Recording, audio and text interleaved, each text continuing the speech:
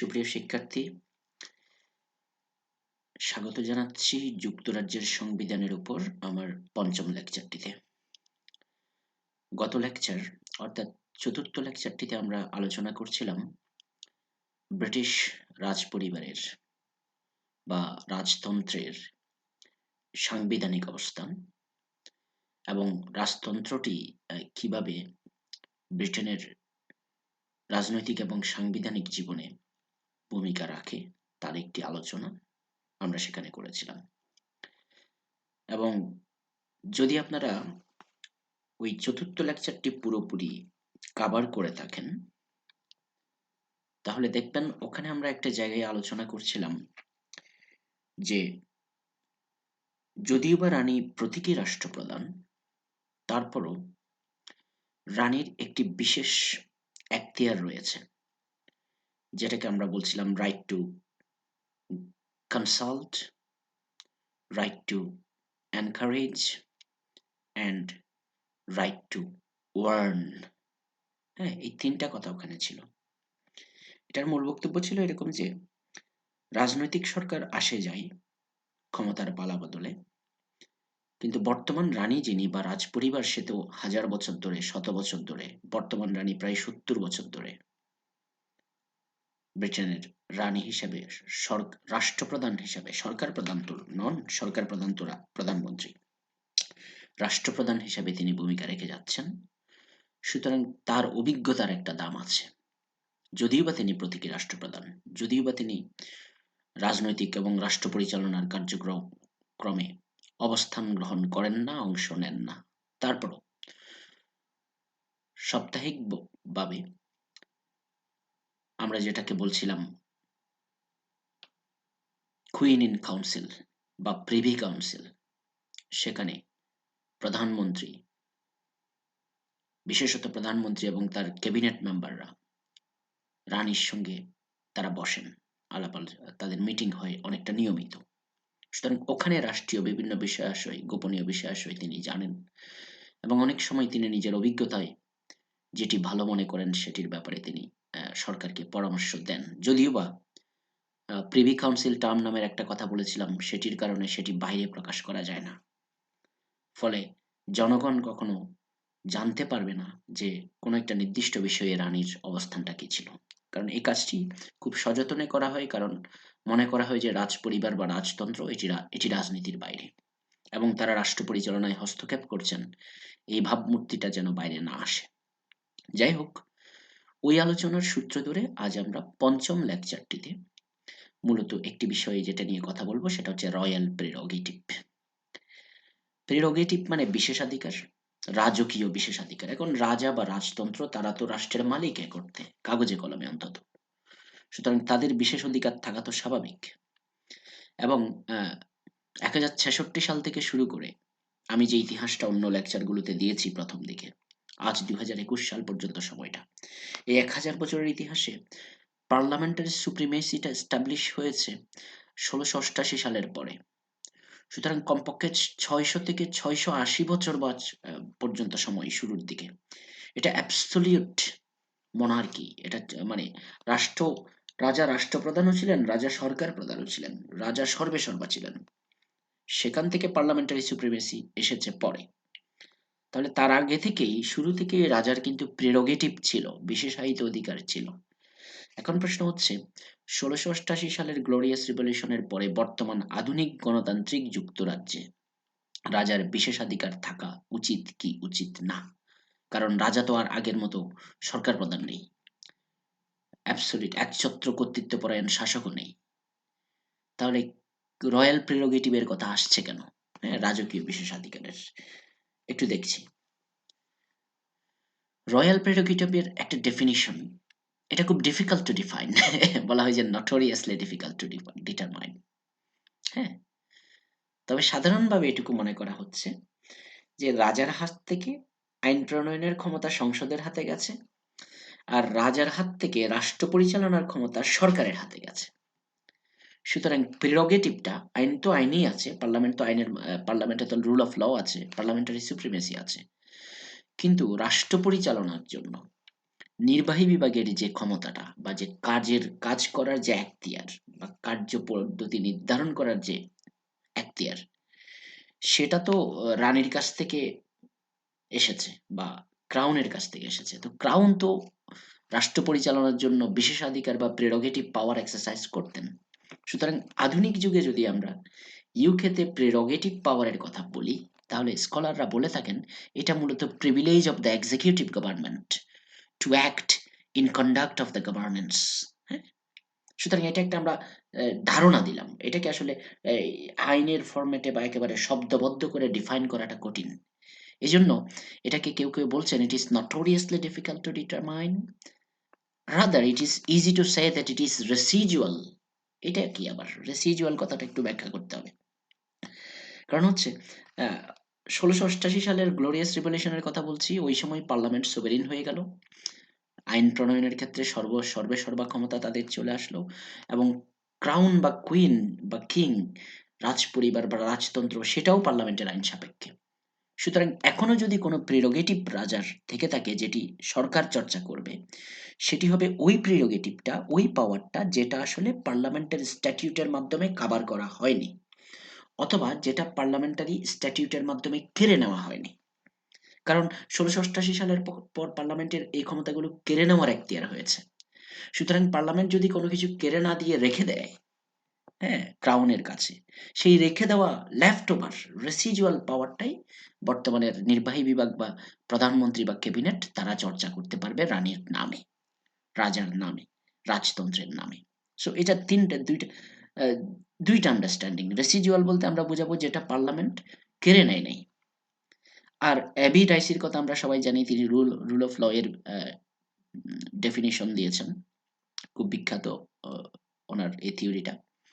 উনি বলছেন ঠিক আছে, যেটা কেড়ে নেয়নি সেটা শুধু না, এমনও হতে পারে যে বর্তমান ধরা যাক ২০২১ সালের যুক্তরাজ্যে পার্লামেন্টের আইনের মাধ্যমে বিভিন্ন দিক রাষ্ট্রের নির্ধারিত হচ্ছে, কিন্তু কিছু দিক হয়তো এখনো পার্লামেন্টের আইন হয়নি। হ্যাঁ, প্রফেসর অ্যাবি ডাইসি বলছেন যে জায়গাগুলো পার্লামেন্টারি স্ট্যাটিউটের মাধ্যমে নির্ধারিত হয়নি, নিয়ন্ত্রিত হয় না, যেখানে আইন নেই, সেখানে রাজার প্রিরোগেটিভ বা বিশেষাধিকারের চর্চায় সেটা সেই জায়গাটা নিয়ন্ত্রণ করা যেতে পারে। সুতরাং একটা হচ্ছে যে রাজার যে ক্ষমতা পার্লামেন্ট কেড়ে নেয়নি ১৬৮৮ সালের পরে। আরেকটা হচ্ছে যে সমস্ত এলাকায়, যে সমস্ত ক্ষেত্রে পার্লামেন্টের আইন নেই সুস্পষ্ট, সেখানে। এই ২ টা সেন্সে আমরা বলছি যে এটাকে ডিফাইন করা তো ডিফিকাল্ট, বাট বলছি যে prerogative power is A residual power in the crown.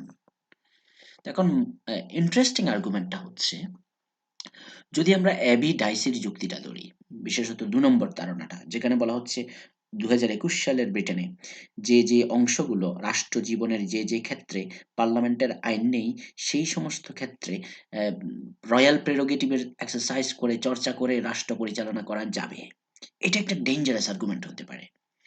কারণ তখন ওই সরকার একটু যদি কর্তৃত্ববাদী সরকার হয়, সে বলবে যে এখানে পার্লামেন্টের আইন নাই, অথবা পার্লামেন্টের আইন এখানে যেটা আছে এটা অস্পষ্ট।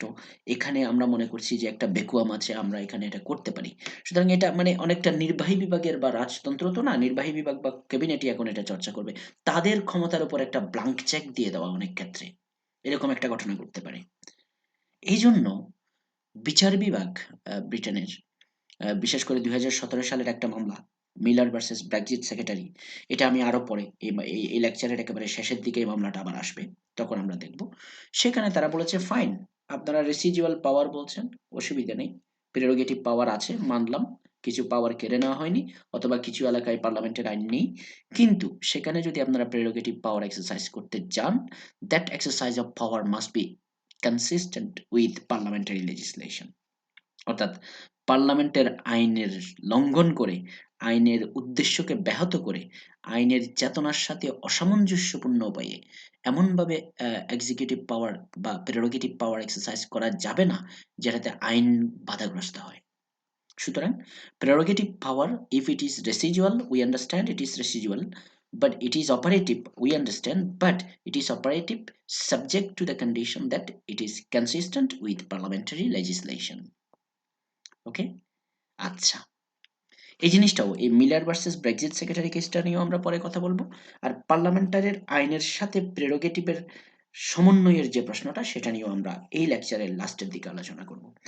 আরো একটা কথা এখানে আসছে যে প্রেরোগেটিভ পাওয়ারের ডেফিনিশন দিতে পারছি না, বলছি যে রাজার বা রাজতন্ত্রের বা রানীর যে ক্ষমতা সেটা। এখন ক্ষমতাটা কি রানীর ব্যক্তিগত ক্ষমতা? অনেক ক্ষমতা আছে, কারণ আমরা তো শুরু থেকে বলছি বর্তমানে প্রেরোগেটিভ পাওয়ারটা রানীর নামে নির্বাহী বিভাগ চর্চা করে। এটা কি একেবারে ব্যক্তিগত, শুধু রানীই চর্চা করতে পারবেন আর কেউ পারবেন না, এরকম কি? বলা হচ্ছে বর্তমান প্রেক্ষাপটে যেহেতু রানী প্রতীকী রাষ্ট্রপ্রধান, তিনি যেহেতু রাষ্ট্র পরিচালনা করেন না, তিনি যেহেতু রাষ্ট্র পরিচালনায় হস্তক্ষেপ করেন না, সুতরাং প্রেরোগেটিভ পাওয়ারটাকে এখন আর রানীর বা রাজতন্ত্রের পার্সোনাল পাওয়ার মনে করার কোনো কারণ নেই। এটা বরঞ্চ ক্রাউনের একটা ইনস্টিটিউশনাল পাওয়ার, যেটা আসলে এক্সিকিউটিভ গভর্নমেন্ট বা ক্যাবিনেট বা prime minister exercise on behalf or in the name of the crown. হ্যাঁ? উনি যদি ভুলভাবে চর্চা করেন ক্ষমতাটা, অপব্যবহার করেন, তাহলে সেটার প্রতিক্রিয়া হবে। তবে সেটার প্রতিক্রিয়া এবং ফলাফল, রাজনৈতিক প্রতিক্রিয়া সব আসবে প্রধানমন্ত্রীর উপরে, রানীর উপরে নয়। দ্যাটস হোয়াই এটাকে বলা হয় যে পার্সোনাল। আমি একটা কার্টুন টাইপের একটা দিয়েছি, আপনারা যদি এখানে দেখেন যে প্রধানমন্ত্রী গিয়ে বলছে, "may I request that your majesty grant A dissolution of parliament?" যে রানীকে বলছেন যে, "আমি আপনাকে বলছি আপনি পার্লামেন্টটা একটু ভেঙে দেন।" তো রানী what the hell you are to know, রানী সন্তুষ্ট না, বাট স্টিল উনি বলছেন ইয়েস। এটা এই কার্টুনটা অনেক কিছু প্রকাশ করে। তার মানে প্রধানমন্ত্রীর পরামর্শ বা প্রধানমন্ত্রীর ইচ্ছে, এটার বাইরে আসলে রানীর পছন্দ না হলেও রানীকে এটা কি, এটা বর্তমান প্রেক্ষাপটে রানী আসলে এটার অন্যতা করেন না। তিনি বলেন না যে না এটা ভালো হবে না। আমি জানি, আমরা বলেছি আগে, she has a right to consult, right to warn and right to encourage. হ্যাঁ, তিনি সরকারকে পরামর্শ দিতে পারেন, কিন্তু বাট সরকারের পরামর্শ শেষ পর্যন্ত রানীর পছন্দ না হলেও সেটা, কারণ তিনি প্রতীকী রাষ্ট্রপ্রধান। সুতরাং প্রেরোগেটিভ পাওয়ারটাও এরকম। এখানে আসলে পার্সোনালি রানীর কিছু এক্সারসাইজ করার কিছু নেই। হ্যাঁ, ইউজুয়ালি এটাই মনে করা হয়। সামনে যাচ্ছি, ডেফিনিশন গেল। তাহলে মডার্ন ডে ইউকেতে এই প্রেরোগেটিভ পাওয়ারটা, আমি কথাটা একটু আগে বলছিলাম যে 1066 সালে ব্রিটেনের বর্তমান রাজবংশ প্রতিষ্ঠিত। 1688 সাল পর্যন্ত তারা অ্যাবসলিউট মোনার্কি। এরপরে পার্লামেন্টের আইনের সাপেক্ষে, তারা পার্লামেন্টের আইনের অধীনে তারা জাস্ট প্রতীকী রাষ্ট্রপ্রধান। তাহলে আধুনিক যুগে এটা কি প্রেরোগেটিভ পাওয়ারের কথা কেন বলছি?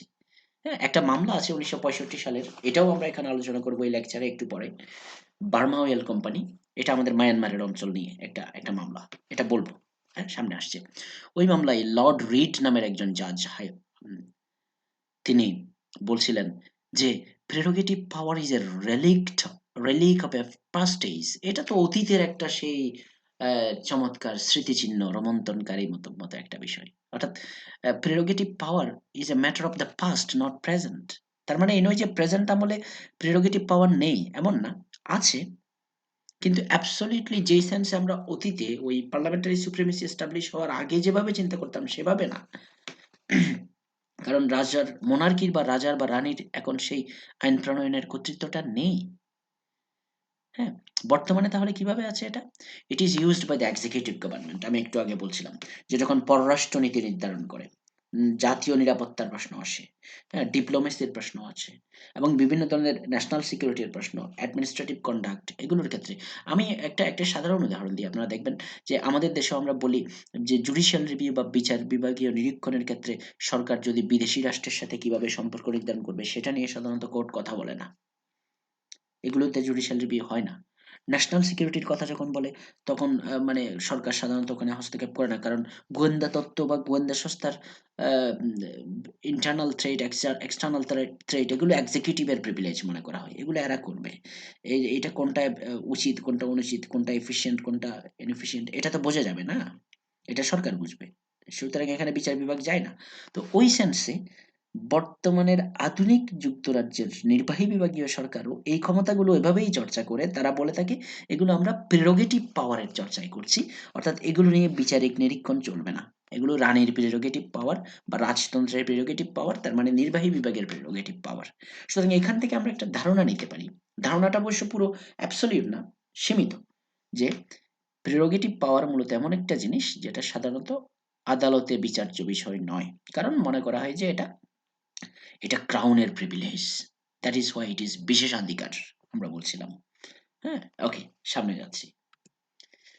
তাহলে প্রশ্ন আসছে, এখন যেহেতু বলছি বিশেষাধিকার বিচারিক নিরীক্ষণের বাইরে, অনেক পুরনো জিনিস আগে থেকে আছে।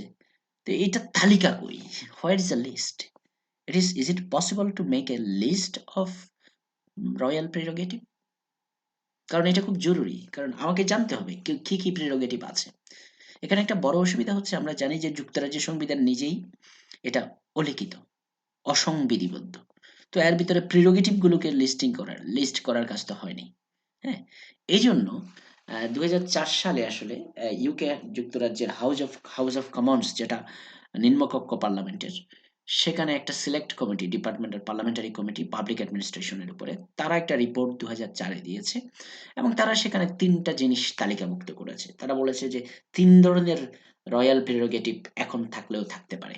একটা হচ্ছে কনস্টিটিউশনাল প্রেরোগেটিভ। সেটা কিরকম? ওই যে রানী পার্লামেন্টের অধিবেশন ডাকেন, পার্লামেন্টের অধিবেশন স্থগিত করেন, পার্লামেন্ট সমাপ্ত ঘোষণা করেন, পার্লামেন্ট ভেঙে দেন, পার্লামেন্টের আইনকে তিনি সম্মতি দিয়ে পাশ করান, হ্যাঁ? উনি সাইন করেন। তারপরে ক্যাবিনেটকে অ্যাপয়েন্টমেন্ট করেন, প্রাইম মিনিস্টারকে অ্যাপয়েন্ট করেন। এগুলো হচ্ছে কনস্টিটিউশনাল প্রেরোগেটিভ, মানে একেবারে রাষ্ট্রের মোটা দাগের রাজনৈতিক বিষয়। এগুলো ওনার পাওয়ার, উনি এগুলো করবেন। হ্যাঁ? আচ্ছা। আরেকটা হচ্ছে লিগ্যাল প্রেরোগেটিভস। এটা কেমন? যে আমরা বলি যে রাজা king can do no wrong. King is not subject to law. হ্যাঁ?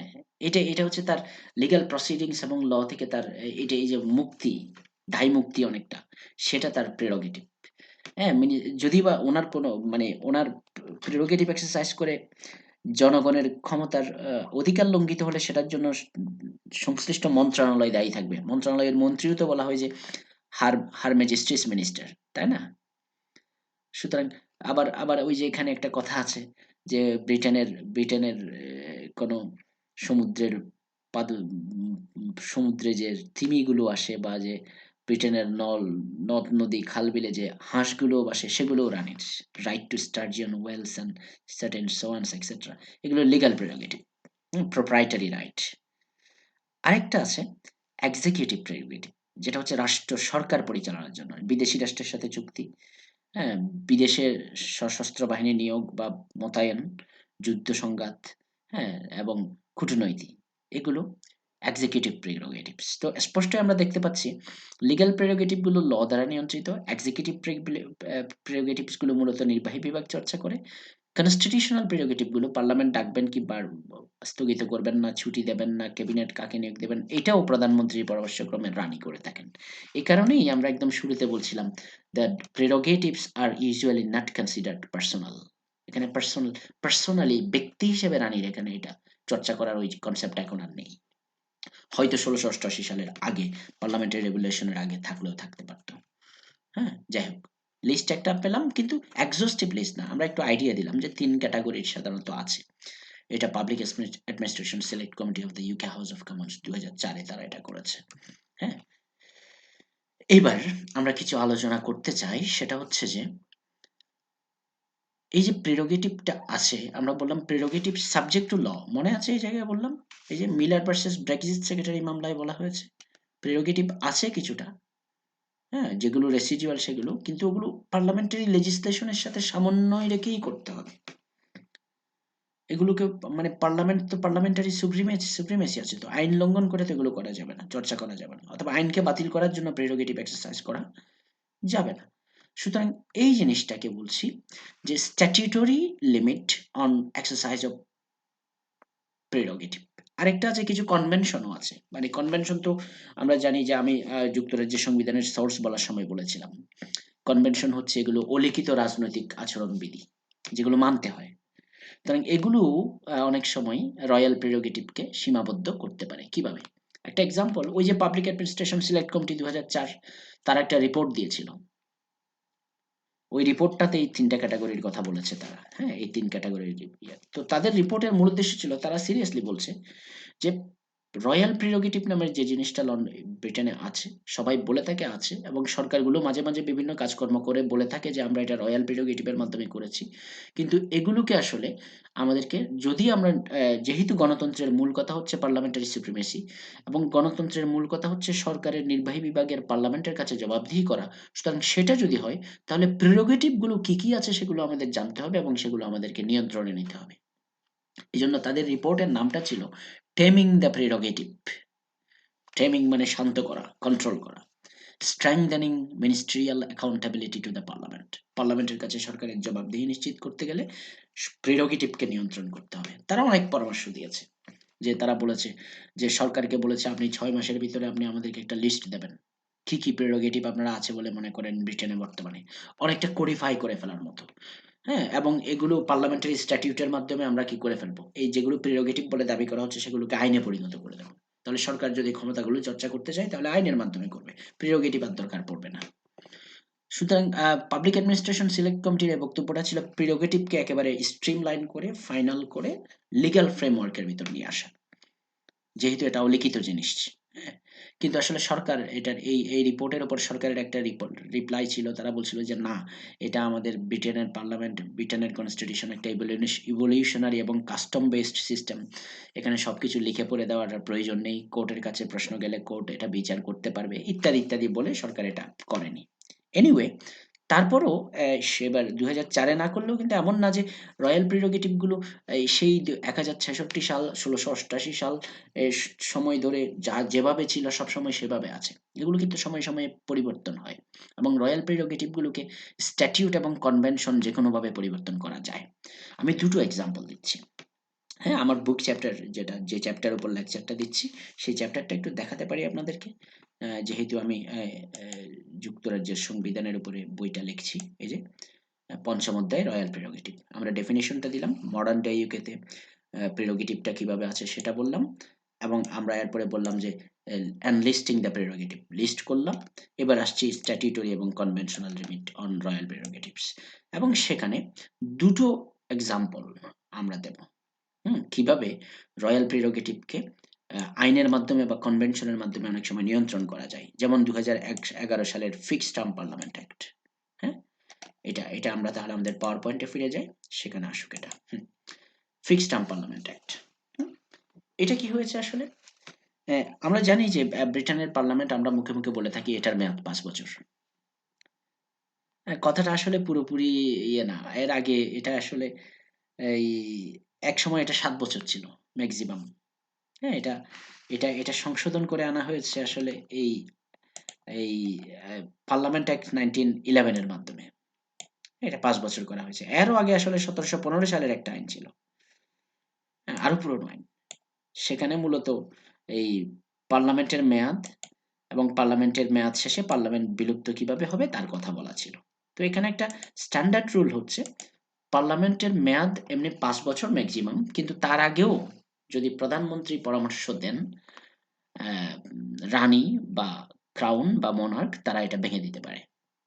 হ্যাঁ, এটাই একটা কনস্টিটিউশনাল প্রিভিলেজ, প্রেরোগেটিভ, এই যে এখানে কনস্টিটিউশনাল প্রেরোগেটিভ, এবং এটা subject to the advice of the prime minister. এবং এখন এমন হয়েছে কি যে এটা গত ক্লাসেও একটু করে বলছিলাম যে বিভিন্ন প্রধানমন্ত্রী এই ক্ষমতাটার অপব্যবহার করেছেন তারা বিভিন্ন সময় যখন সুবিধা, ধরা যাক 5 বছর মেয়াদ আছে, 3 বছরের মাথায় গিয়ে দেখলেন পরিস্থিতি এখন ওনার অনুকূলে, জনগণের সমর্থন ওনার দিকে বেশি, উনি চট করে রানীকে বললেন এখন ভেঙে দেন, আমি ইলেকশনে যাই, কারণ এখন ইলেকশনে গেলে উনি জিতবেন।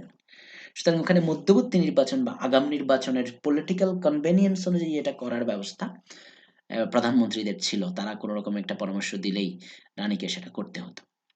সো এই জিনিসটার অপব্যবহার বন্ধ করার জন্য 2011 সালে ফিক্সড টার্ম পার্লামেন্ট অ্যাক্ট তারা করেছে।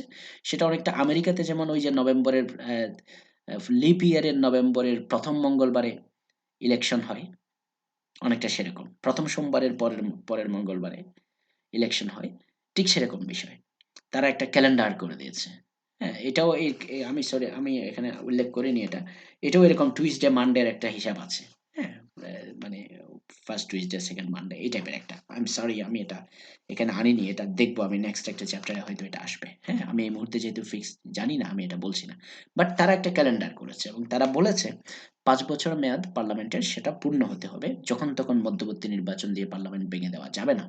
এবং যদি এই section 2 fixed term parliament act 2011 এর সেকশন 2 তে বলা হয় যে যদি সংসদে 2/3 সংখ্যাগরিষ্ঠতায় কোনো রেজুলেশন পাস হয় যে না, সংসদ ভেঙে দিয়ে নতুন নির্বাচন দরকার, তখন কেবলমাত্র 5 বছরের আগে এটা করা যাবে। সুতরাং স্পষ্টতই দেখা যাচ্ছে royal prerogative to dissolve parliament has been now brought into the ambit of এল স্ট্যাটিউট ল।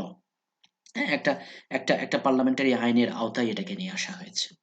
সুতরাং royal prerogative of dissolution of পার্লামেন্টটা ওটা আর ওভাবে অক্ষত নেই। সুতরাং স্ট্যাটিউট দিয়ে রয়্যাল প্রেরোগেটিভকে কন্ট্রোল করা যায়, চেঞ্জ করা যায়, রিফর্ম করা যায়। হ্যাঁ, আরেকটা উদাহরণ, সেকেন্ড একটা উদাহরণ দিচ্ছি। এটা হচ্ছে গর্ডন ব্রাউন তখন প্রধানমন্ত্রী ছিলেন। তিনি একটা আইন করেছেন 2010 সালে, constitutional reform and governance act.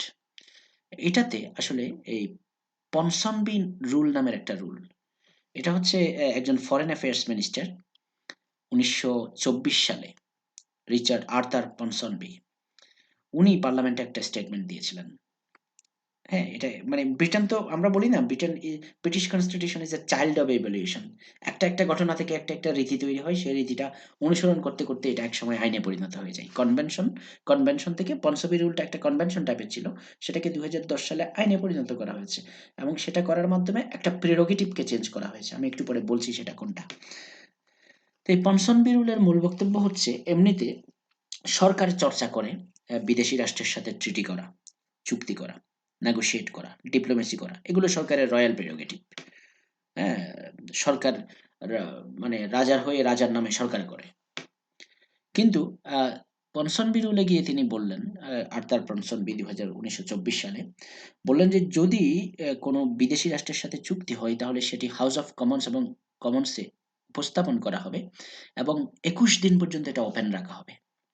21 দিনের ভিতরে কোনো সংসদ সদস্য যদি দাবি করেন যে না, এটার উপর আলাপ আলোচনা দরকার আছে, তাহলে সরকার এই ডিবেট করার জন্য এটাকে টাইম দিতে হবে সরকারকে।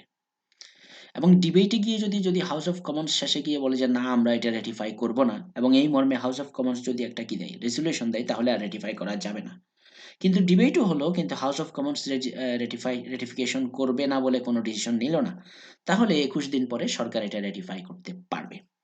তো আর্থার পনসনবি এই কাজটা করেছিলেন মূলত মানে বিদেশি রাষ্ট্রের সাথে চুক্তি এবং আন্তর্জাতিক দায় যুক্তরাজ্যের উপর আসার ক্ষেত্রে যুক্তরাষ্ট্রের সংসদের যেন একটা বক্তব্য থাকে, অংশগ্রহণের সুযোগ থাকে, সেটা করার জন্য।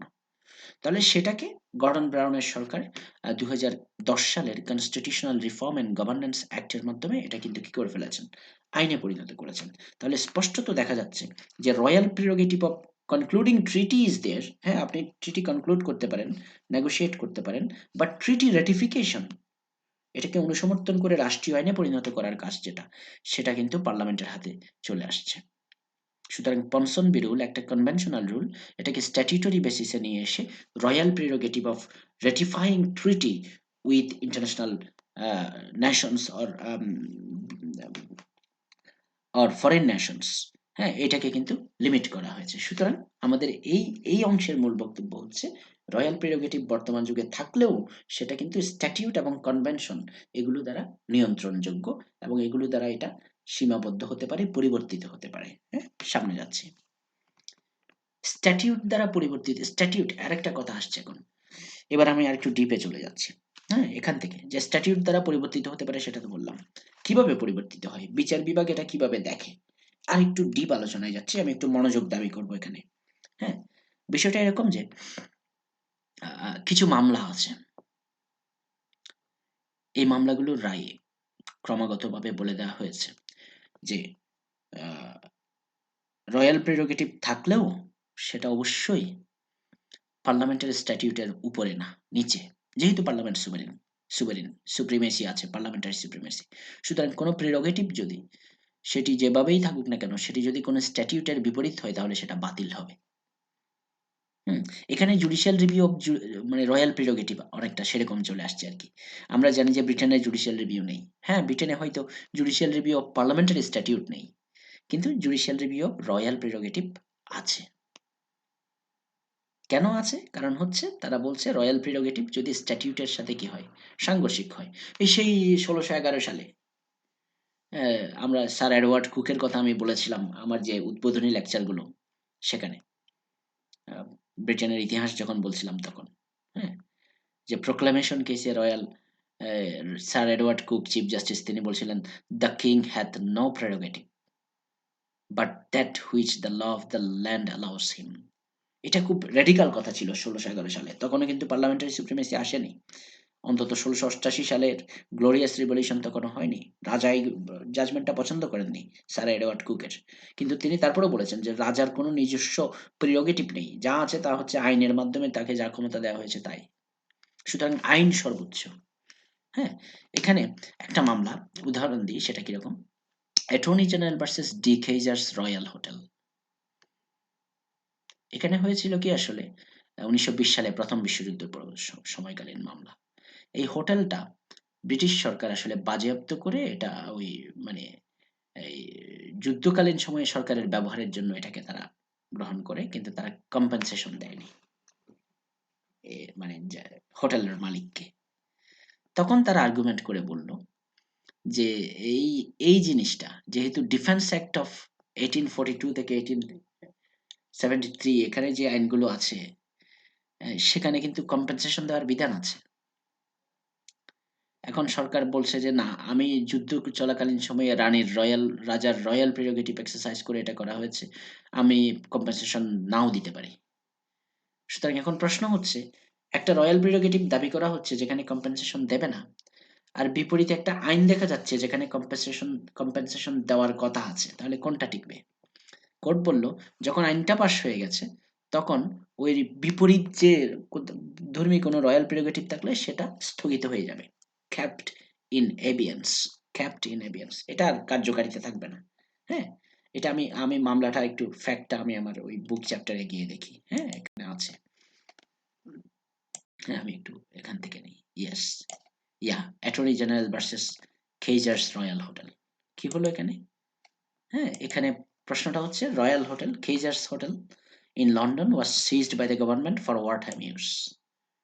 হ্যাঁ, এবং গভর্নমেন্ট বলল, হ্যাঁ, government claimed that this has been done using a prerogative power without any obligation to pay compensation. তারা কম্পেনসেশন দেবে না কারণ আমি প্রিরোগেটিভ পাওয়ার এক্সারসাইজ করেছি। আর তারা বলছেন যে না ডিফেন্স অ্যাক্ট এই ডিফেন্স অ্যাক্ট যেগুলো আছে সেখানে কিন্তু এটা কি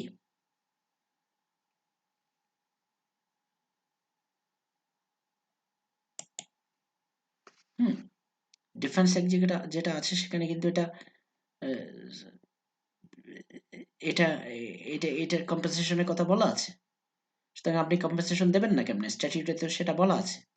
সুতরাং এই মামলায় কোর্ট বলল যে হ্যাঁ, if a contrary statute is there, your royal prerogative is kept at abeyance. আচ্ছা, তাহলে এখানেও স্ট্যাটিউট ল এর একটা সুপ্রিমেসি পেলাম। তারপরে আরেকটা মামলা খুব ইন্টারেস্টিং, এটা একটা এয়ারলাইন কোম্পানির মামলা। ২ নম্বর Laker Airways Limited versus Department of Trade. আমি মামলাটার ঘটনা খুব সংক্ষেপে বলতে পারি। হ্যাঁ, আমার বুক চ্যাপ্টারেও যাওয়া যায় কিন্তু আমি মনে হয় বারবার বুক চ্যাপ্টারে না যাই। এই যে লেকারি এয়ারওয়েজ। হ্যাঁ, সুতরাং আমি এমনিতে আমি জানি আমি ফ্যাক্টটা খুব সংক্ষেপে এখান থেকে বলতে পারবো। বিষয়টা এরকম, এই এয়ারলাইন কোম্পানিটাকে ইউকে এবং ইউএস এর ভিতরে বিমান পরিচালনার জন্য অনুমতি দেওয়া হয়েছে একটা রুটে। তবে অনুমতি দেওয়ার আগে এখানে দুটো কাজ আছে। একটা হচ্ছে তাকে ডেজিগনেট করতে হয়। ডেজিগনেট করা মানে হচ্ছে এয়ারলাইন কোম্পানিকে ডেজিগনেট করা। এটা একটা স্ট্যাটিউটরি প্রসেস। এই আমেরিকার সাথে চুক্তির কারণে তাদের চুক্তি অনুযায়ী এটা করতে হয়। তারপরে ডেজিগনেশন হয়ে গেলে তাকে লাইসেন্স দিতে হয় সিভিল এভিয়েশন অ্যাক্টের আওতায়। তো লেকারি এয়ারওয়েজকে প্রথমে ডেজিগনেশন দেওয়া হলো। তারপরে তাকে লাইসেন্স দেওয়ার জন্য সিভিল এভিয়েশন অথরিটি প্রসেস শুরু করলো। এবং সেখানে ওই এই এয়ারওয়েজের কম্পিটিটর কোম্পানি ব্রিটিশ এয়ারওয়েজ তারা এটা নিয়ে আপত্তি জানালো লাইসেন্স দিয়ে। তারা বলল যে না এটা এখানে বিজনেসের পরিস্থিতি চেঞ্জ হয়ে গেছে বা এটা ফেয়ার না। তারা তাদের মতো অনেক কথা বলেছে, অ্যাকসেপ্ট হয়নি। যাই হোক, সুতরাং লেকারি এয়ারওয়েজ সরকারের ডেজিগনেশনও পেয়েছে, লাইসেন্সের হিয়ারিংও চলছে, লাইসেন্সও পেয়ে গেছে। কিন্তু তারা যখন কাজ শুরু করবে, অপারেশনটা যখন শুরু করবে তার আগে করে সরকারের মন্ত্রী কিছুদিন পরে হাউস অফ কমন্সে বললেন যে না, আমরা এই বিজনেসের পরিস্থিতি চেঞ্জ হয়ে গেছে, আমরা এখন তার ডেজিগনেশনটা প্রত্যাহার করব। এ তো এক সমস্যার কথা। হ্যাঁ, ডেজিগনেশনটা একটা এটা এটা এটা আমেরিকার সাথে দ্বিপাক্ষিক চুক্তির কারণে রেজিগনেশনটা করতে হচ্ছে। আমরা জানি যে চুক্তিটা একটা রয়্যাল প্রেরোগেটিভ এর বিষয়। সুতরাং ব্রিটিশ সরকার বলছে আমরা রয়্যাল প্রেরোগেটিভ এক্সারসাইজ করে আপনাকে ডেজিগনেশন করেছি। এখন রয়্যাল প্রেরোগেটিভ এক্সারসাইজ করে ডেজিগনেশন প্রত্যাহার করব।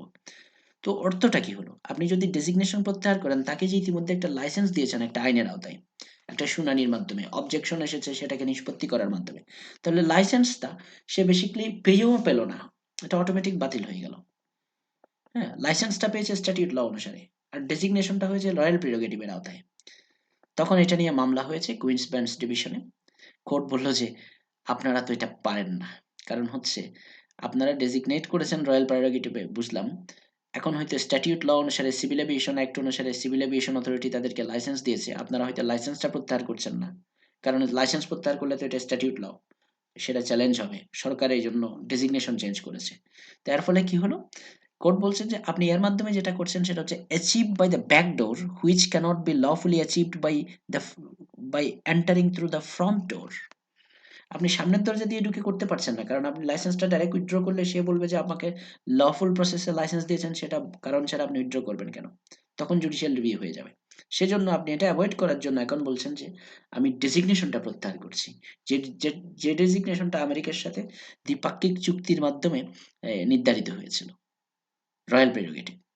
তখন কোর্ট ডিসাইড করে বললেন যে you cannot exercise your royal prerogative in such a way as to frustrate the provision of the law.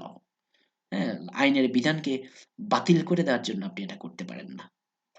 হ্যাঁ, অকার্যকর করে দেওয়ার জন্য এটা করতে পারেন না। সুতরাং আমরা একটা মামলায় দেখলাম যে আইন একবার প্রতিষ্ঠিত হয়ে গেলে বিপরীতধর্মী আইন থাকলে সেখানে প্রেরোগেটিভটা স্থগিত থাকে।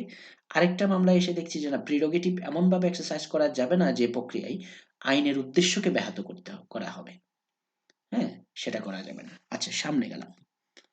আরো আছে। আরো একটা মামলা। হ্যাঁ?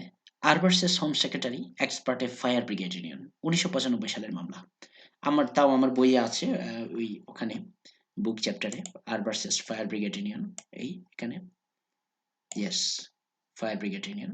আমি ফ্যাক্টটা জানি, আমি খুব সংক্ষেপে এখান থেকে বলছি। হুম? সেখানে কি হয়েছে? সেখানে হলো আ সরকার রয়্যাল প্রেরোগেটিভ এক্সারসাইজ করে একটা compensation scheme for the fire workers, তারা যে তাদের এই দুর্ঘটনা ক্ষতি বা দায়িত্ব পালনে অসুবিধা নানামুখী কারণে তাদের বিশেষ সুবিধা দিয়ে একটা স্কিম করা হয়েছে। এটা রয়্যাল সরকার বলেছে আমরা এটা করছি রয়্যাল প্রেরোগেটিভের আওতায়। বাট এই যে একটা ফিনান্সিয়াল স্কিম কম্পেনসেশন স্কিম করা হচ্ছে সেটার জন্য তো টাকা লাগবে। এখন টাকা দেওয়ার ক্ষমতা তো পার্লামেন্টের। কারণ পাবলিক পার্স বা বাজেট অ্যাপ্রুভ করার ক্ষমতা পার্লামেন্টের। সুতরাং তারা বলল subject to the availability of the fund of the parliament statute granted by the parliament. Parliament পরে একটা আইন করে তাদেরকে ফান্ডটাও দিয়েছে। সুতরাং সরকার প্রথমে তাদেরকে কম্পেনসেশন স্কিম দিল রয়্যাল প্রেরোগেটিভ দিয়ে। পার্লামেন্ট স্ট্যাটিউটের মাধ্যমে সেটাকে অনুমোদন করলো, কিন্তু একটা প্যাচ থেকে গেছে। সেই স্ট্যাটিউটে বলা হলো এই রয়্যাল পেনশন স্কিমটা, এই কম্পেনসেশন স্কিমটা কবে কার্যকর হবে সেটা ডিপেন্ড করবে। সেটা সরকার একটা গেজেট নোটিফিকেশন, আমরাও আমাদের আমাদের দেশে এই ধরনের আইন আমরা দেখি যে আইনটি যেই তারিখে সরকার কর্তৃক গেজেট নোটিফিকেশনের মাধ্যমে বলা হয় সেই তারিখ থেকে কার্যকর হইবে, এরকম একটা কমেন্সমেন্ট ক্লজ থাকে। হ্যাঁ, সেরকম একটা ক্লজ ওখানে ছিল। এখন সরকার করেছে কি, তারা ওই ওই আর মানে আইনটাকে আর কার্যকর করেনি। একটা গেজেট নোটিফিকেশন করে আর করেনি। কিছুদিন বাদে মন্ত্রী মহাশয় বললেন যে আমরা রয়্যাল প্রেরোগেটিভ এর আওতায় যে কম্পেনসেশন স্কিমটা অরিজিনালি দিয়েছিলাম সেটা আমরা চেঞ্জ করব। এখন একটা নতুন কম্পেনসেশন স্কিম দেব যেটাতে আসলে পেমেন্ট একটু কম হবে আগের চেয়ে। সুতরাং সিভিল ফায়ার ব্রিগেড ইউনিয়ন, কর্মচারীদের ইউনিয়ন, তারা মামলা করে বলল যে না, পার্লামেন্টের একটা স্ট্যাটিউট হয়ে গেছে, যদি এটাকে কার্যকর করছেন না আপনি, মানে মিনিস্টার ইচ্ছে করে এটা কমেন্সমেন্ট করছে না, সেটা না করে সেটার উদ্দেশ্যকে আপনি ব্যাহত করার জন্য আবার আপনি আরেকটা কি ওই আগের আইনটা চেঞ্জ করে নিচ্ছেন। ইন দ্য মিন টাইম পার্লামেন্টের আইনটাই তাহলে আরো কার্যকর হয়ে পড়ে। তাহলে প্রশ্ন হচ্ছে নির্বাহী বিভাগ তার প্রেরোগেটিভ পাওয়ারের এক্সারসাইজ করার মাধ্যমে কি এমনভাবে করতে পারে যে মানে পার্লামেন্টের পারপাসটাই ভায়োলেটেড হয়ে গেল? এখানেও কোর্ট বলছে যে you cannot act in a way that frustrates the purpose of the law, though the law has not yet been come into force, because you did not allow it to come into force. হুম? এই মামলায় এরকম একটা রায় এসেছে। আরেকটা মামলা যেটা ২০১৭ সালের very recent, খুব বিখ্যাত, বাংলাদেশের মানুষ জানে। ওই যে শামীমা বেগম নামের লন্ডনের এক মেয়ে। সে পালিয়ে সিরিয়ায় আইএস জঙ্গির এক আইএস জঙ্গির সাথে যোগ দিয়েছে। তো তাকে পরে সিরিয়ার শরণার্থী শিবিরে পাওয়া গেলে সে যখন ব্রিটেনে আসতে চায়, তখন ব্রিটিশ সরকার করল কি, হোম সেক্রেটারি তার পাসপোর্টটা ক্যান্সেল করে দিল। না, তার ব্রিটিশ পাসপোর্ট নেই, সে আসতে পারবে না। তো এইটার বিরুদ্ধে মামলা যখন হলো, এই XHNAI এগুলো হচ্ছে এখানকার আইনের বিধান, যে বাদী বিবাদীর পরিচয় গোপন রাখার জন্য তারা ABCD বলে থাকে আর কি, হ্যাঁ, ভার্সেস হোম সেক্রেটারি। তো সেখানে তারা বলল, মানে পিটিশনার যুক্তি দিয়ে বলল যে না, আহ, একটা আইন যেটা আছে, আমি আইনটার কথা একটু দেখাতে পারি, এটা আমার চ্যাপ্টারে আছে। সেটা হচ্ছে এই যে আর excise versus AI Home Secretary. এই মামলাটা হচ্ছে yes, terrorism prevention and investigation act 2011। যেহেতু ওকে টেরোরিজমের অভিযোগে ওকে আসতে দেওয়া হচ্ছে না, তাহলে সে আইনের আওতায়, হ্যাঁ, সে আইনের আওতায় আহ, সে আইনের আওতায় যে বিধানটা রাখা হয়েছে সেটা হচ্ছে এরকম। তারা বলছে সেখানে বিধান আছে, হোম মিনিস্টার যে কাউকে বলতে পারে তুমি তোমার পাসপোর্ট সারেন্ডার করো এবং তুমি তোমার পাসপোর্ট নতুন করে চাইতে পারবে না। তাহলে আইনে বলা আছে শুধু এটুকু, আইনে হোম মিনিস্টারকে পাসপোর্ট ক্যান্সেল করার কোনো এখতিয়ার দেওয়া হয়নি, পাসপোর্ট সারেন্ডার করতে বলার এখতিয়ার দেওয়া হয়েছে। সুতরাং এখানে যেহেতু পার্লামেন্টে এই আইনটা হয়ে গেছে, ওই যে ইয়ের মতো আর কি, আমরা যদি একটু পেছনে যাই, ওই যে ডিকেইজার্স হোটেলের মতো একটা আইন যেহেতু একটু অন্যরকম হয়েছে, তাহলে স্ট্যাটিউট ল এর কারণে আমাদের ধরে নিতে হবে এই প্রিরোগেটিভটা এখন ক্যাপ্টিন অ্যাবিয়েন্স। হ্যাঁ, আবার আরেকটা কথাও তারা বলছেন, সেটা হচ্ছে যেহেতু ক্যান্সেলেশনের কথা স্পষ্ট করে লেখা নেই, ধরে নিতে হবে যে ক্যান্সেল করার ক্ষমতা নেই বলে বলা হচ্ছে। হ্যাঁ, শুধুমাত্র হোম সেক্রেটারি সারেন্ডার করতে বলতে পারেন কাউকে তার পাসপোর্ট। তো কোর্ট কিন্তু অবশ্যই এটা মানেনি। কোর্টের ডিসিশন হচ্ছে, কোর্ট বলছে যে না, আমরা বুঝলাম আপনারা বলছেন যে একটা স্ট্যাটিউট ল আছে, স্ট্যাটিউট ল যদি থাকে তাহলে ওইটার বিপরীতে ওটাকে ফ্রাস্ট্রেট করার জন্য প্রেরোগেটিভ এক্সারসাইজ করা যায় না। কিন্তু এখানে আসলে স্ট্যাটিউট ল, যেটা ২০১১ সালের টেরোরিজম আইন, সেখানে সারেন্ডারের কথা বলা আছে। তার মানে এই নয় যে সেখানে ক্যান্সেলেশনের কথা বলা আছে। ক্যান্সেলেশনকেও কি বাতিল করা হয়েছে, কারণ ক্যান্সেলেশনের কথা কোর্ট বলেনি। হ্যাঁ, সুতরাং যেটা কোর্ট মানে স্ট্যাটিউট বলেনি, সেটা ঘিরে নিয়েছে, এটা তো বলা যাবে না। হ্যাঁ, এটার একটা যুক্তি আমি একটু পড়ে শোনাই।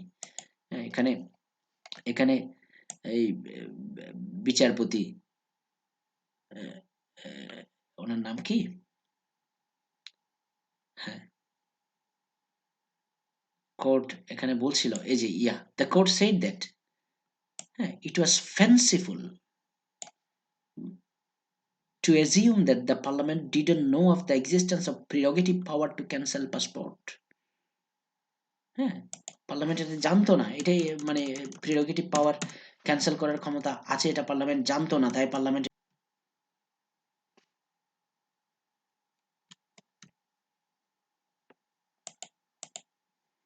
যাই হোক, আমরা তাহলে দেখতে পাচ্ছি এই মামলায় শামীমা বেগমের পাসপোর্ট ক্যান্সেল করাটাকে রয়্যাল প্রিরোগেটিভের চর্চা হিসেবে কোর্ট স্বীকৃতি দেয়।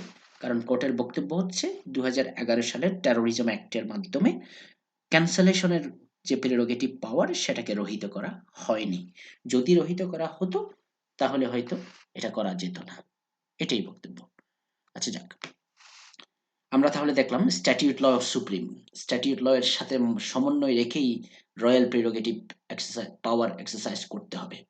হ্যাঁ, ঠিক আছে, এবার দেখি রয়্যাল প্রিরোগেটিভ পাওয়ারকে জুডিশিয়াল রিভিউর আওতায় আনা যায় কিনা। এটা একটা সিরিয়াস কোয়েশ্চেন, আমি আগে অবশ্য বলে ফেলেছি, এতক্ষণে আপনারা বলতে পারেন হ্যাঁ, এটা তো জুডিশিয়াল রিভিউতে আছে, না থাকলে এই মামলাগুলো হলো কোত্থেকে।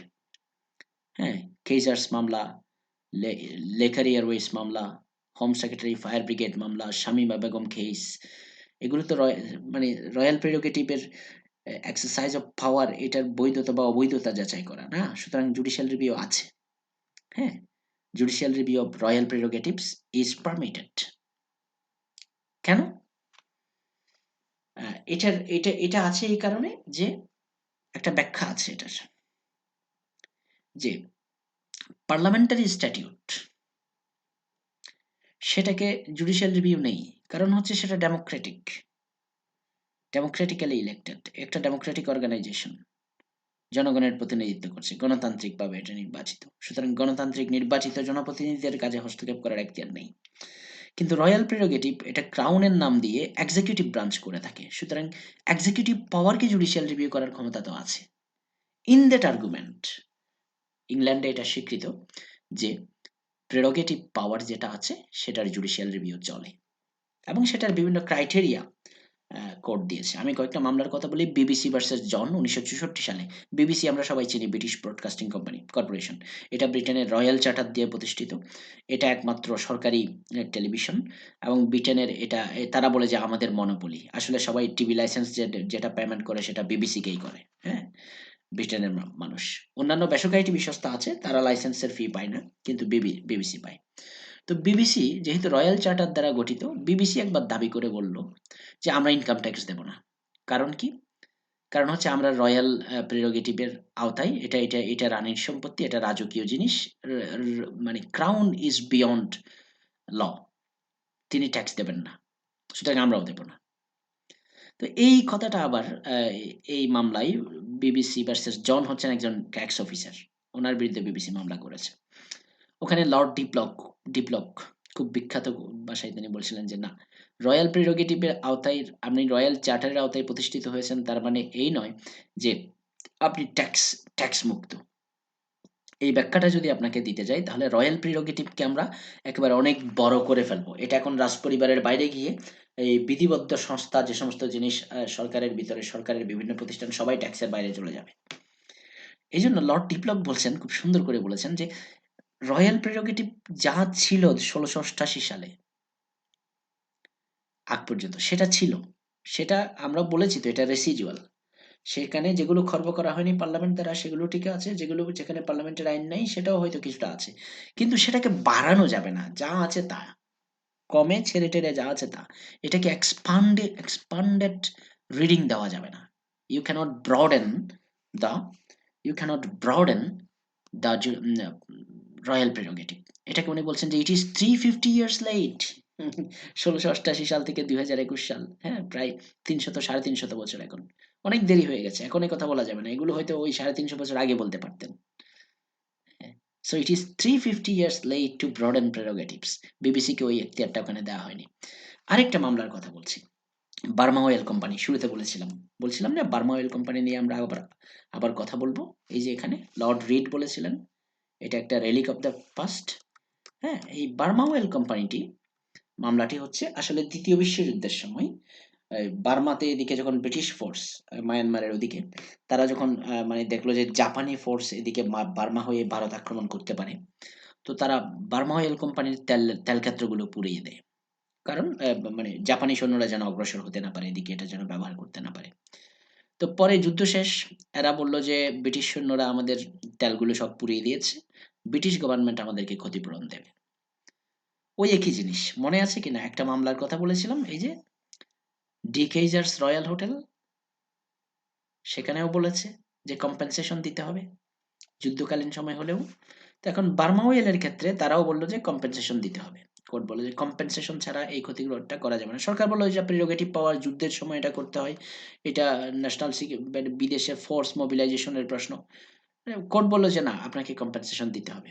তখন সরকার, এটা যেহেতু বিদেশি শক্তি কোম্পানি, সরকার তো এটা দেবে না, হ্যাঁ, ব্রিটিশ সরকার, তারা পরে একটা আইন করেছে যে ওয়ার ড্যামেজেস অ্যাক্ট 1965, এই আইনের মাধ্যমে মূলত এই মামলার জবাবে আর কি, তারা বলছে যে বার্মা অয়েল কোম্পানিকে তারা কম্পেনসেশন দেবে না, দেয়নি।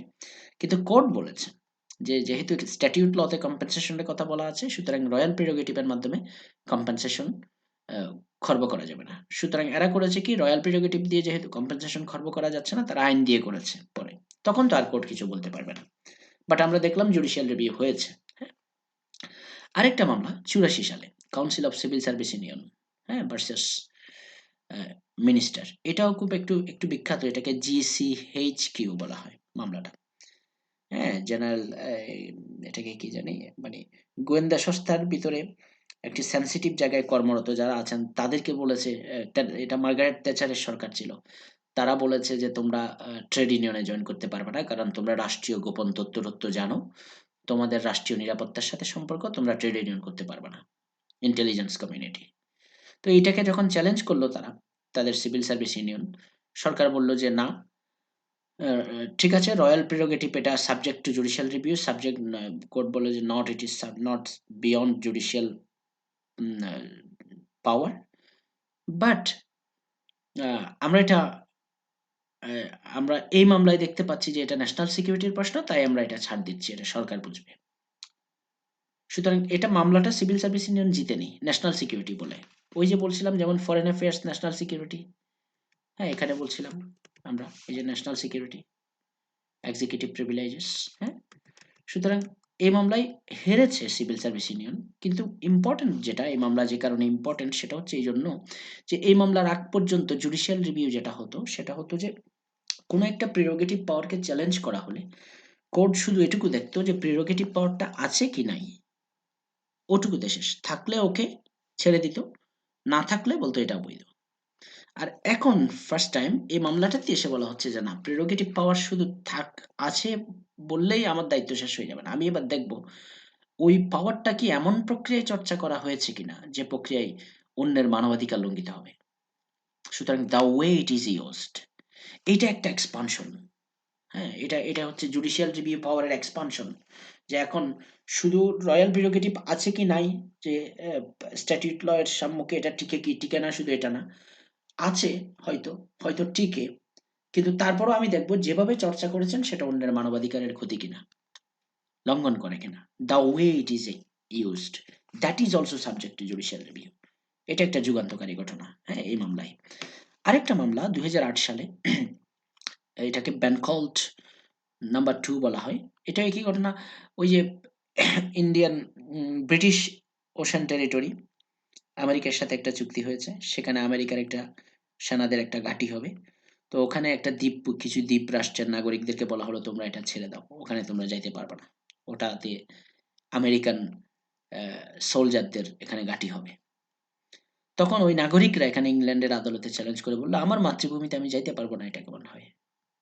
এই মামলায় কিন্তু তারা হেরেছে, ওই সরকার, তারা বলেছে একই কথা, ব্যানকল্ট মামলায়, ওই সিভিল সার্ভিস ইউনিয়ন মামলার মতো এই মামলায়ও কোর্ট বলেছে যে আমাদের জুডিশিয়াল রিভিউ আছে, প্রিরোগেটিভ পাওয়ার অ্যাবসলিউট না, ইট ইজ সাবজেক্ট টু ল, ইত্যাদি ইত্যাদি ইত্যাদি বলে শেষে গিয়ে বলল যে না, এখানে আমরা আর কোনো রায় দিতে পারছি না, কারণ এটা ওই ন্যাশনাল সিকিউরিটির ইস্যু। সুতরাং এই ন্যাশনাল সিকিউরিটি ইস্যুতে সরকারের সিদ্ধান্তই চূড়ান্ত, প্রিরোগেটিভ পাওয়ার এটা judicial review subject, not subject two judicial review. তাহলে দেখা গেল council of civil service union মামলার কথা যদি বলি, হ্যাঁ, আর ভার্সেস ব্যানকল্ট, ব্যানকল্ট নাম্বার 2 মামলা যদি বলি, দেখা যাচ্ছে যে ন্যাশনাল সিকিউরিটির কথা আসলেই জুডিশিয়াল রিভিউতে গিয়ে প্রিরোগেটিভকে নিয়ে আর কোর্ট কি করে না, মানে এটা আর ঘাটায় না। হ্যাঁ, এটার এক্সাম্পল আমরা এখানে দেখব যে কোন কোন ক্ষেত্রে জুডিশিয়াল রিভিউর এক্সেপশন আছে, জুডিশিয়াল রিভিউ হয় না। হ্যাঁ, ডি স্মিথ নামের একজন বিখ্যাত স্কলার, তার একটা বই আছে জুডিশিয়াল রিভিউ, সেখানে তিনি 3টা ঘটনার কথা বলেছেন, 3 ধরনের প্রেরোগেটিভ পাওয়ার যেগুলোর উপর জুডিশিয়াল রিভিউ চলে না। একটা কি, এই যে একটু আগে বারবার বলছি national security, treaty with foreign countries, এগুলোর উপর জুডিশিয়াল রিভিউ চলে না। এই যে এখানে ট্রিটি উইথ ফরেন কান্ট্রিজ এর কথা, হ্যাঁ, তিনি বলছেন question of pure international law treaty making, এগুলো নিয়ে জুডিশিয়াল, এগুলোর উপর জুডিশিয়াল, এই যদি প্রেরোগেটিভ পাওয়ারের চর্চা হয় তাহলে সেগুলো জুডিশিয়াল রিভিউ হবে না। আরেকটা হচ্ছে পার্লামেন্টের আইন যেটা হয়েছে সেটার উপর রানী সম্মতি দিয়েছেন, কেন দিলেন এ কথা কেউ প্রশ্ন করতে পারবে না, কারণ পার্লামেন্ট আইন করেছে, পার্লামেন্টের আইন বৈধ কেউ বৈধ সেটা তো আমি জানি না, কারণ সেটা তো কোর্ট জুডিশিয়াল রিভিউ করতে পারে না। সুতরাং আইনের অ্যাসেন্টের উপরও জুডিশিয়াল রিভিউ হয় না। আরেকটা হচ্ছে যে সমস্ত জুডিশিয়াল রিভিউ রানী পার্সোনালি চর্চা করবেন, আমি এই কথা আগেও বলেছি, যদি বা সাধারণভাবে এখন মনে করা হয় যে there is no power of royal prerogative which is personal. হ্যাঁ, এটা স্বীকার, এটা আমি ওই লেকচার 4-এও এটা একটু ইশারা করেছি, ওই right to warn, consult and encourage, ওখানে ওই কথাটা আছে। সুতরাং তারপরেও ডি স্মিথ বললেন যদি কোন জুডিশিয়াল রিভিউ পাওয়ার, সরি, রয়্যাল প্রিরোগেটিভ পাওয়ার থেকে থাকে যেটা পার্সোনালি এক্সারসাইজ করবেন ক্রাউন, সেটা নিয়ে জুডিশিয়াল রিভিউ চলবে না, কারণ একটা আইন আছে ব্রিটেনে, ক্রাউন প্রসিডিংস অ্যাক্ট, হ্যাঁ, সুতরাং কোর্ট প্রসিডিংস থেকে রানী এবং রাজা বা ক্রাউন তারা মুক্ত।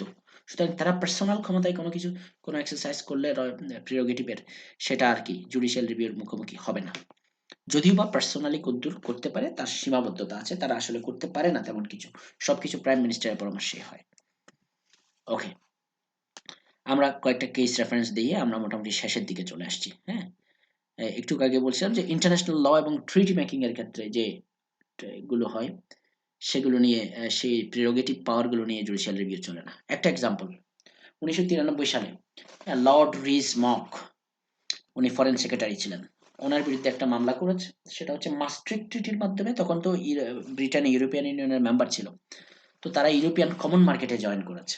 তো এই কমন মার্কেটে জয়েন করাকে চ্যালেঞ্জ করে বলল যে আসলে বিদেশি শক্তির সাথে বাণিজ্য চুক্তি সম্পাদনের এখতিয়ার এটা রয়্যাল প্রেরোগেটিভ, চুক্তি করার এখতিয়ার। এখন আপনারা যে কমন মার্কেটে চলে গেলেন, তাহলে এই রয়্যাল প্রেরোগেটিভটা তো আপনি এখন ইউরোপিয়ান ইউনিয়নকে হস্তান্তর করে দিলেন, ব্রিটেনের।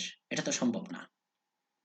হ্যাঁ, কারণ রয়্যাল প্রেরোগেটিভটা তো এটা কিভাবে আপনি একটা একটা আন্তর্জাতিক সংস্থাকে হস্তান্তর করে দিতে পারেন?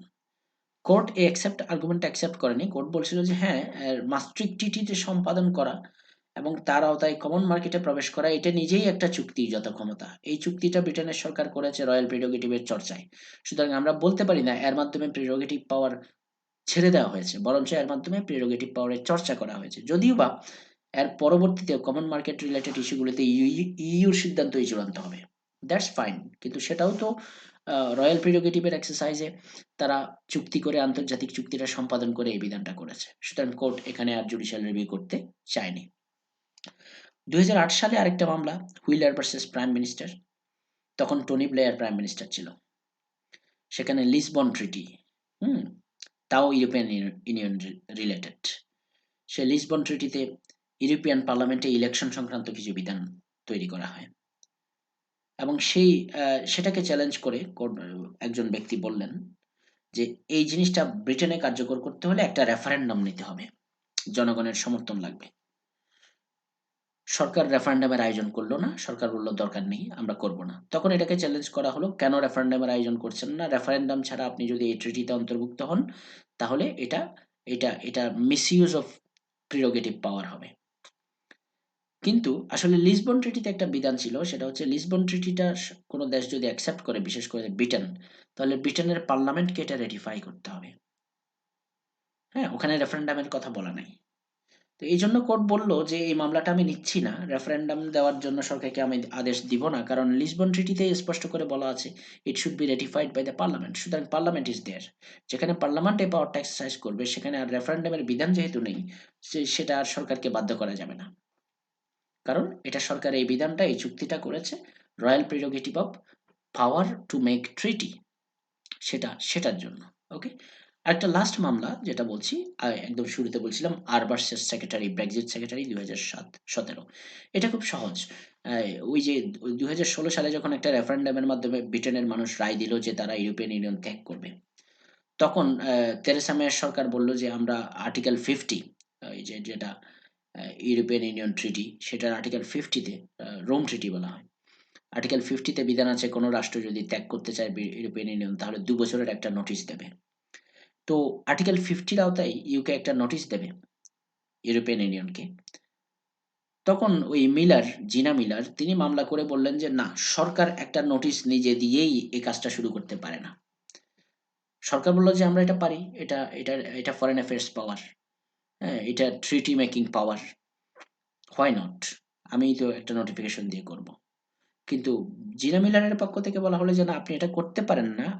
যদিও বা আমি জানি যে আপনার কোর্টও এটা বলছে যে ঠিক আছে, আপনার royal prerogative of negotiating treaties, royal prerogative to conduct foreign relations, এগুলো আপনার আছে, এগুলো আমরা বুঝলাম।